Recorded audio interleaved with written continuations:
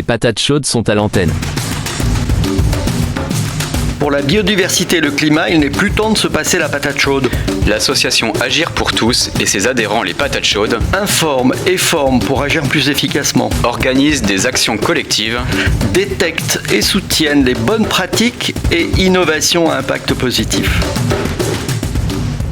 Salut Quentin, de quoi nous parles-tu aujourd'hui ? Salut Pierre-Emmanuel. Vie d'Auban, dans l'intérieur des terres varoises, non loin de Draguignan. Il est environ 5 heures en cette fin de nuit du 24 au 25 octobre lorsqu'un orage stationnaire éclate. On relève 119 mm en une heure, dont 101 mm en seulement 30 minutes. Nouveau record national en la matière, dépassant les 100 mm à Montélimar en 1982, exactement sur le même pas de temps. On relève même 10 mm en seulement 2 minutes, des valeurs vraiment exceptionnelles. Dans le même temps, la rivière Aille, sans mauvais jeu de mots bien évidemment, un affluent de l'Argence, passe très rapidement de 120 litres par seconde à 830 mètres cubes par seconde en pointe, soit un débit multiplié par 7000. L'eau va redescendre aussi vite qu'elle est montée, c'est une crue éclair avec un diagramme de crue en forme de V caractéristique. Alors Quentin, peux-tu nous en dire un peu plus sur ces orages méditerranéens ? Oui, bien sûr, parce qu'ils font l'actualité en ce moment. Donc, ce sont des orages associés à de fortes, voire très fortes intensités en raison de leur alimentation en air chaud et très humide en provenance de la mer Méditerranée.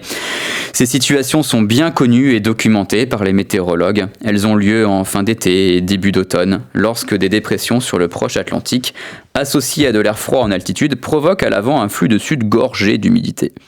Malheureusement, ces orages peuvent adopter un comportement stationnaire, notamment en raison de la présence de lignes de convergence des vents. Forte intensité et caractère stationnaire ne font pas bon ménage et peuvent provoquer des crues éclairs et ou des inondations urbaines catastrophiques, comme à Nîmes par exemple en octobre 1988, ou comme à Vaison-la-Romaine en septembre 1992. Mieux prévoir ces orages et leurs zones d'impact est donc un enjeu météorologique de premier plan. Alors les météorologues ont déjà beaucoup progressé, n'est-ce pas ? Oh que oui, en effet, c'est le moins que l'on puisse dire. Il ne faut quand même pas oublier que la prévision météorologique est une science jeune, même très jeune, qui remonte au milieu du 19e siècle, la guerre de Crimée, 1854. Les météorologues ont fait des progrès considérables grâce à l'évolution des connaissances, bien sûr, mais aussi grâce aux modèles numériques. Ils utilisent des modèles avec des mailles très fines capables de simuler des phénomènes météorologiques de petite taille. Alors évidemment à comparer avec des vagues de chaleur ou des vagues de froid qui sont des phénomènes de beaucoup plus grande dimension. Par ailleurs, ces modèles à mailles très fines comme le modèle Arome développé par Météo France simulent bien les violents courants ascendants qui ont lieu au sein des orages contrairement à des modèles avec des mailles plus larges. Enfin, ils prennent mieux en compte les reliefs ainsi que l'état d'occupation des sols, ce qui peut avoir évidemment des incidences notables en matière de prévision. Les modèles mailles fines sont donc plus réalistes en quelque sorte car ils décrivent mieux l'environnement physique d'un espace géographique. Alors Quentin, peux-tu nous dire ce que c'est qu'un modèle numérique ? Et oui, on les utilise beaucoup en météo, on les utilise énormément aussi en climat, en climatologie, pour simuler les hausses de température, les changements de précipitation dus au changement climatique. Eh bien, un modèle numérique, c'est un laboratoire numérique de l'atmosphère, finalement, où on reproduit son comportement. Comment fait-on ? On découpe virtuellement l'atmosphère en petits cubes, latitude, longitude, altitude. Ces cubes sont plus ou moins gros, ce sont les fameuses mailles du modèle. Dans chacun de ces cubes, on rentre des données issues des observations. Ce sont des données de température, d'humidité, de pression de vent, etc. Puis, grâce aux équations de la mécanique des fluides et de la thermodynamique, on simule l'évolution de ces paramètres météo aux échéances qui nous intéressent. Des modèles à mailles larges vont pouvoir effectuer ces simulations sur une vaste échelle spatiale et temporelle. A contrario, plus les mailles du modèle sont fines, plus le champ spatio-temporel qu'on va pouvoir utiliser est restreint. Dit autrement, nous sommes un peu limités par la puissance de calcul. En fonction des situations météo, les modèles n'ont pas les mêmes performances. Les points forts et les points faibles des modèles sont connus des météorologues. Rien ne vaut l'expertise humaine, finalement. On est bien d'accord sur ce point. Oui. Pierre-Emmanuel, peux-tu nous parler des actions d'Agir pour tous ? Alors, un nouveau rendez-vous dans le cadre de nos soirées de la biodiversité et du climat, en partenariat avec le cinéma Le Scénario de Bain-de-Bretagne. En ce mois de novembre, c'est dans le cadre de l'événement national Le Mois du Doc que nous projetons le jeudi 21 novembre le film Rupture de Arthur Gosset. Leur destin était bien tracé. De brillantes études, la promesse d'un bon job et d'un gros salaire. Pourtant, rien ne s'est passé comme prévu. Aurélie, Maxime, Hélène, Emma ou Romain sortent de Polytechnique, de Sciences Po, de Centrale ou d'école de commerce. Ils et elles ont fait un choix radical, renoncer à l'avenir qu'on leur promettait pour une vie qu'ils jugent plus compatible avec les enjeux environnementaux et sociétaux de notre époque. Ce film raconte leur histoire. L'équipe Agir pour tous animera le débat avec Marianne de l'association Séisme de Rennes, dont l'objectif est de bousculer le monde du travail et d'engager chacun à se mobiliser pour une vie professionnelle qui fait sens. Et oui. Est-ce qu'on a des nouvelles sur les balades et ateliers nature ? Oui, alors l'équipe composée de 6 animateurs propose une large palette d'animations pour adultes ou familles avec enfants, notamment pendant les vacances d'automne.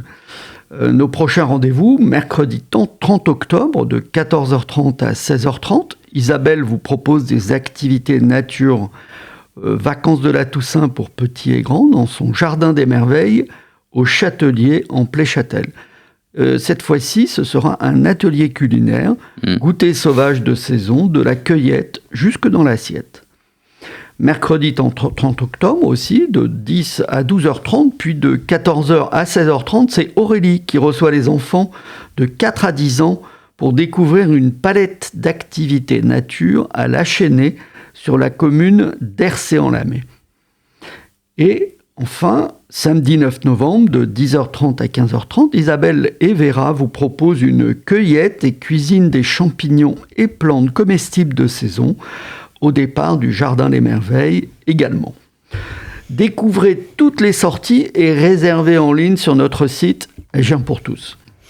Et je crois que tu prépares une action avec notre partenaire, le Crédit Mutuel de Bretagne. Oui, alors en fait, nous allons mettre en place en novembre et décembre dans 4 agences du territoire, Guichen, Bain-de-Bretagne, Janzé et Retier, un jeu sur le thème de la biodiversité. C'est pas mal ça.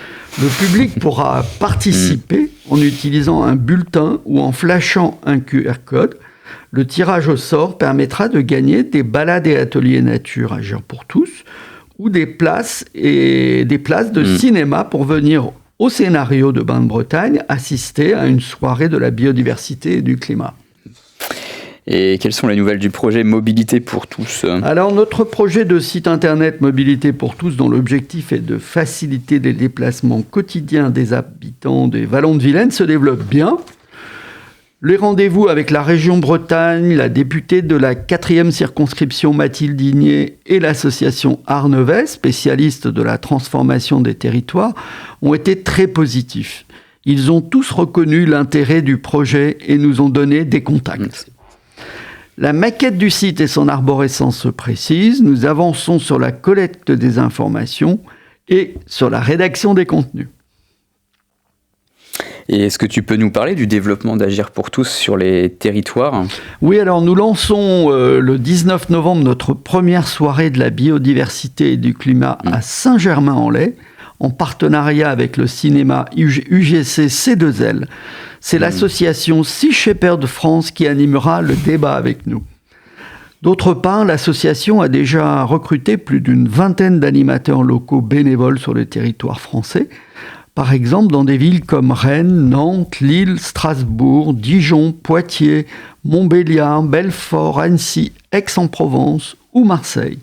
Leur rôle est de représenter l'association Agir pour tous, de recruter des bénévoles et adhérents et de mettre en œuvre des actions sur leur territoire.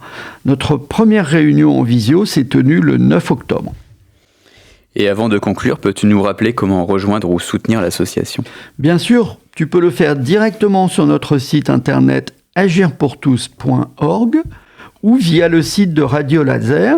Podcast, les patates chaudes sont à l'antenne. Eh bien, merci et puis à bientôt Pierre-Emmanuel. Au revoir Quentin. Au revoir.